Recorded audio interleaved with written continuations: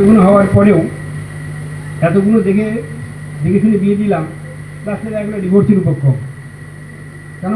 আমি তো ঠাকুর এই বিধান মেনে সব দিয়েছি। ঠাকুর বলছেন বিয়ের ব্যাপারে সবার আগে বর্ণ হিসেবে করেছি, তারপরে তার বংশটিকে তার সাথে বেশ খতিয়ে দেখি, বংশ দেখিনি। দেখা যায় কি, যে বংশের ছেলের সঙ্গে বিয়ে হয়েছে সেই বংশের ছেলে হ্যাঁ বড়কে অবজ্ঞা করে। ঠাকুর বলছেন উচ্চ অবজ্ঞা দেখবি যেটা, হীন বংশ জানবি সেটা।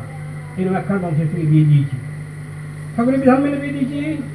হচ্ছে এরকম কাণ্ড হচ্ছে, কিন্তু একটা নিয়ে টানাটানি করেছি, হ্যাঁ আরগুলো নিয়ে টানাটানি করিনি, তখন কিন্তু আমরা দেখতে যাই। ঠাকুর এই যে বিষয়গুলো বলেছেন, এই বিষয়গুলো দীক্ষা, শিক্ষা এবং বিবাহ, সুবিবাহের মধ্যে দিয়ে একটা সুসন্তান তৈরি হয়। দাদা বাজাচ্ছিলেন কিছু ধাদিন দিন্দা করে বাজাচ্ছিলেন, নাতিন চিন্তা করে সুর ওঠেনি, যেমন বাজাচ্ছিলেন সেরকম। সন্তান সমতান, পিতা এবং মাতার সমতানের মধ্যে দিয়ে যারা আছে তারাই হচ্ছে সন্তান। এই সমস্ত এই সন্তানগুলো তারা যদি প্রিয়প্রমের হয়ে ওঠে তাহলে তাদের জীবন ধন্য, পরিবার ধন্য। এই পরিবারের প্রত্যেকের, আপনারা যারা এসছেন আপনাদের প্রত্যেক